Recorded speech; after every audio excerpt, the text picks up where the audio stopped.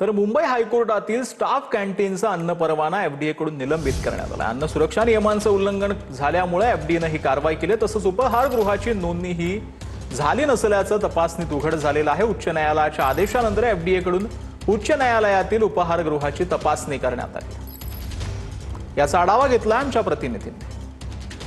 महाराष्ट्र राज्य अन्न व औषध प्रशासन विभागाची तपासणी मोहीम आता शासकीय कार्यालयात सुद्धा पोहोचलेली आहे। सध्या आम्ही आहोत मुंबई हायकोर्टजवळ। कालच मुंबई हायकोर्टने एका सुनावणी दरम्यान एफडीएला निर्देश दिले होते, आदेश दिले होते की तुम्ही फक्त खाजगी आस्थापना जी आहेत त्याची तपासणी करता, मात्र शासकीय आणि निमशासकीय जे आहेत त्यांची तपासणी का करत नाही। तर त्या अनुषंगाने आज अन्न व औषध प्रशासनातर्फे मुंबई हायकोर्टची ही जी कॅन्टीन तुम्ही पाहू शकता, त्या कॅन्टीनमध्ये आज एफडीएची टीम आली होती। त्यांनी इथले जे खाद्यपदार्थाचे नमुने घेतलेले आहेत, त्याचबरोबर तपासणी दरम्यान एका कॅन्टीनची जी नोंदणी नव्हती त्या कॅन्टीनला नोटीस सुद्धा देण्यात आलेली आहे।